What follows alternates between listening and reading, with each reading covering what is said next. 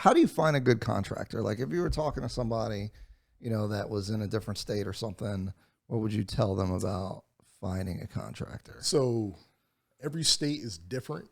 And we're in New Jersey, just for context too. So at the end of the day, like New Jersey, Pennsylvania, it's called a home improvement contractor's registration. A lot of people get it confused thinking it's a license, but it's not. Because if you get a license, like being in real estate, you take a test. Right. You know what I mean? In New Jersey and Pennsylvania, there is no test for contractors. Yeah, anybody could get it. Right, anyone can get one. Now, some states there are. You have to take an actual test, and then you'll become a licensed contractor. So at the end of the day, I always say start off with your state website, like New Jersey Consumer Affairs. You know what I mean? And then you can see, you can search for a contractor, somebody you met, see if they're legitimate. I mean, whether they're using their personal name, whether they're using a business name, look them up. Number one, see if they have an active registration or license. Besides that, you go on Better Business Bureau, and then I think the best thing to do, look up the company online, do a Google search on them, and then go off of word of mouth and talk to people. And at the end of the day, once you identify contractors you want to talk to, vet them. Meet with them, call them, ask them questions, have them come out to what are your good property. questions to ask a contractor, right? I don't know nothing. If I don't know anything about, constructions, first time hiring somebody, what should I say to them? And is this before they come out to my house? Like what? Tell me like the whole process, right? So this is what I always tell people. I don't care if you hire me or not. I want you to be educated. Mm-hmm. So I'd rather you educate yourself, or I will share information with you while I'm talking to you. But the key is for you as a homeowner or whether it's an investor, whatever, find out what you, number one, want to do. You know what I mean? Don't call us, right. Don't call us asking us questions like you want me to plan out your vision. I'm not you. Right. So I don't know what you want. So I can't help you if you don't know. Right. And I'm not going to spend your money for you. That would be irresponsible of me to do. So that happens a lot, right? Yeah. Like people don't know. Well, they don't know what they don't know too. So they don't know what's possible and not possible. And what I always find is difficult is people are watching HGTV. Oh yeah.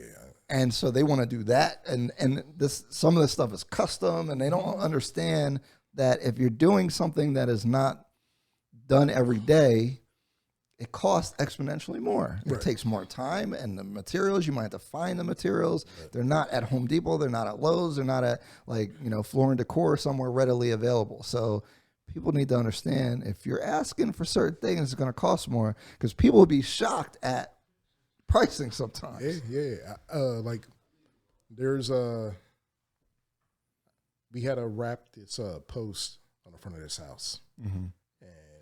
I thought the customer just wanted to have, we call it capping, like how you cap a window, just doing wrapping it in aluminum. Right. So that's what I thought they just wanted. Right? No, they want to actually like a PVC wrap around it.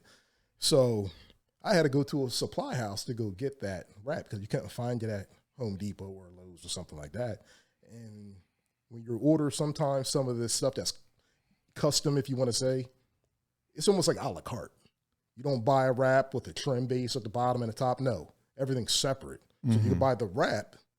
Well, that might be $200. Now the trim on the bottom might be another $80. The trim on top might be another $80. So now you thinking something's going to be cheap, but no, the materials already cost me about $300 some bucks, and now it's the labor to put it in. So that's why it's kind of important to, number one, know what you want. If you don't know, talk to your contractor. We could talk about, different options for you. So you at least know what your budget will be, or if you need to increase it, or make whatever decision you want to make.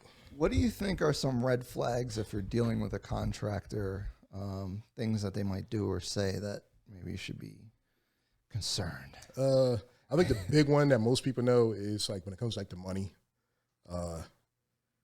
When they ask for, hey, can you pay me up front or give me 50% of the job or something up front, it's a little sketchy in my opinion because generally like what we do, if it's a big job, I don't need 50% of your money.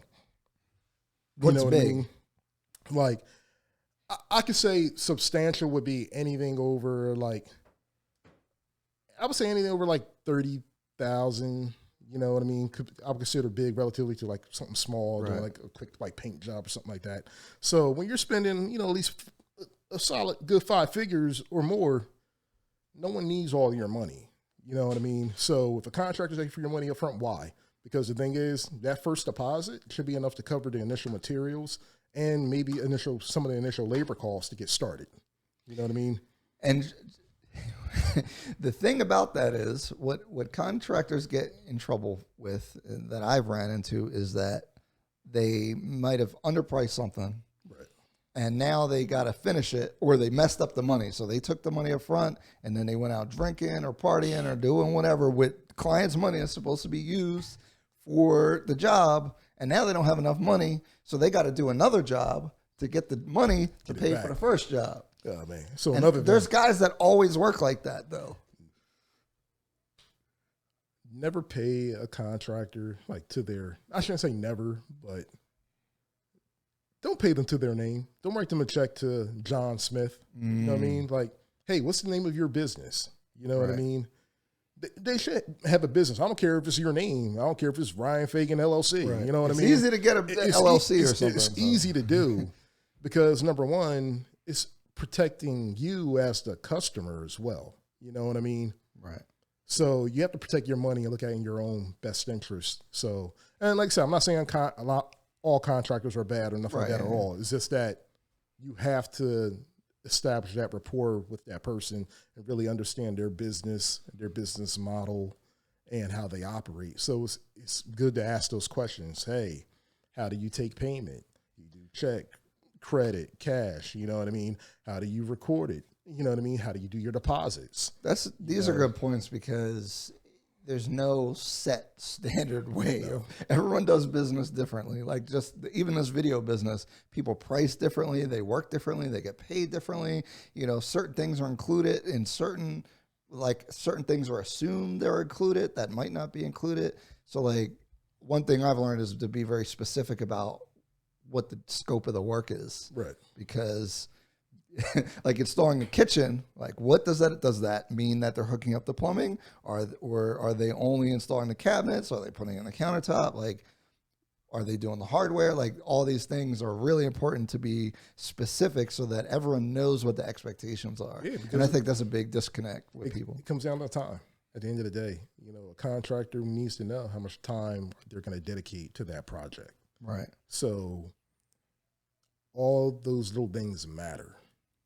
So that's why a lot of times if we're doing like a full like gut, we're pretty much putting everything back. Mm-hmm. If we're not doing a full gut, then it's kind of depends on, hey, what do you want? Right.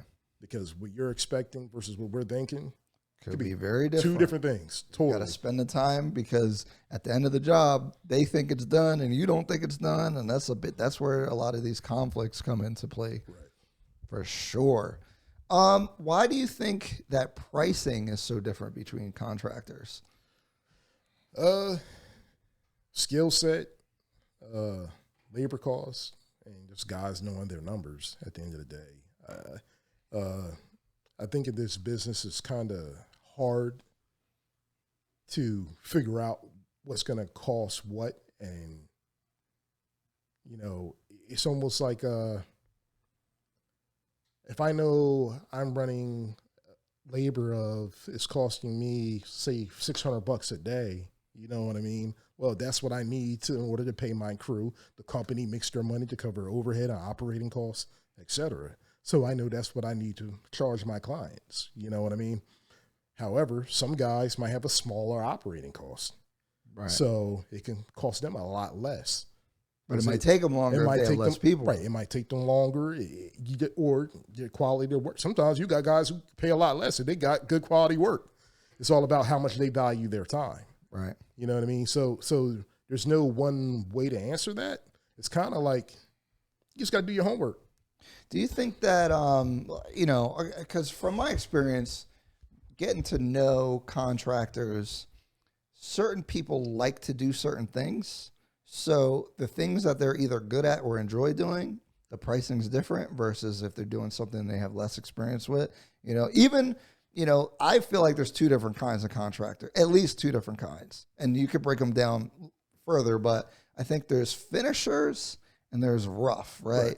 So guys that like to do framing and like dealing with demo and actually building and putting stuff up, the rough guys usually aren't always the best finishers when it comes to trim and doing all the finishing touches that the consumer is going to notice. Consumer's not really going to notice the rough stuff, but on a finished product, how meticulous are they? And I feel like that's kind of like two different people. Do you think it's kind of accurate? I 100% agree, because we know. You know there's those guys, you'd be like, they'll argue with you too.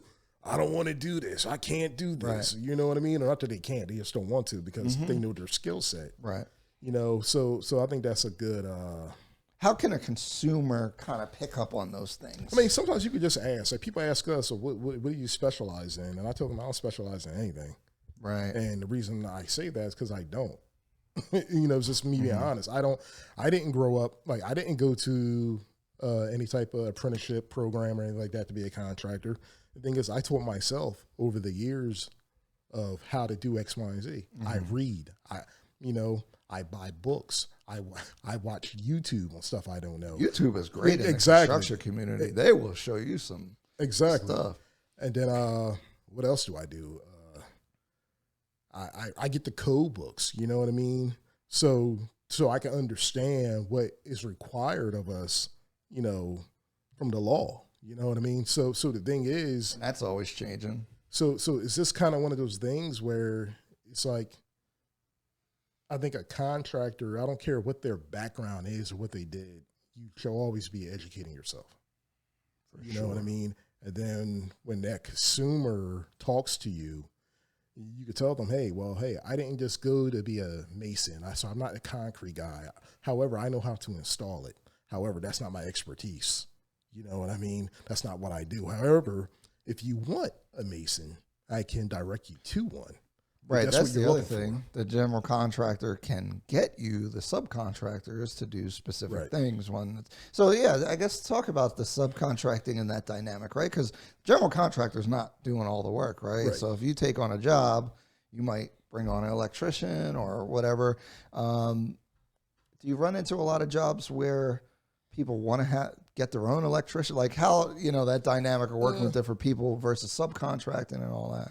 We do. I'm smiling because I'm laughing because it sucks.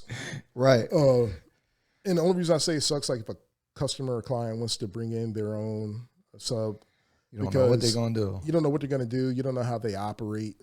And sometimes you don't know what their schedule is as well.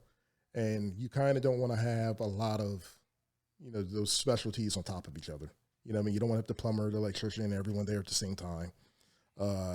Then also, they might do something you don't like. Right. Or might mess up. I've had fights in my flip properties before. Right. Because the electrician's punching holes and then they're putting sheetrock over what the electrician was about to get to, and they go at it, and now they're both yelling at me.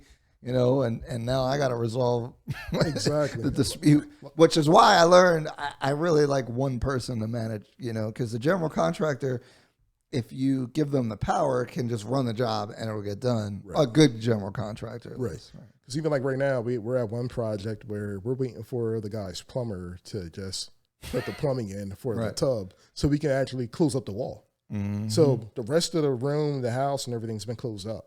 You know, all the drywall's up. It's already been, you know, if you want to say spackle, or the compound's already been applied, except for this one area. And you just got to wait for their guy. So I'm just waiting for that guy. Yeah. Now, if it was our guys, listen, electrician, you do your rough. Plumbers, you do your rough. Once they're done, they're dedicated to that job. Right. And you're scheduling it. You know the order of operations for the construction. If Joe Smo, the homeowner, is doing it, they don't know the timing, you know, and it's going to cost money. And then when you're saying, hey, well, I'll be back, or we'll come back when your guys is done, and your guys are spreading something out over weeks, which should have been done in like 4 days or something, we can't control that. That's on you. So that's why sometimes it's better, and I'm telling you, Mr. and Mrs. Homeowner, sometimes it's better. Let the contractor, let them GC the project for you, because it will be more efficient at the end of the day. You know, but if you don't care, that's fine. But if you're looking for something to get done quick, faster, let the contractor handle it all, because they know the process and what it's going to take.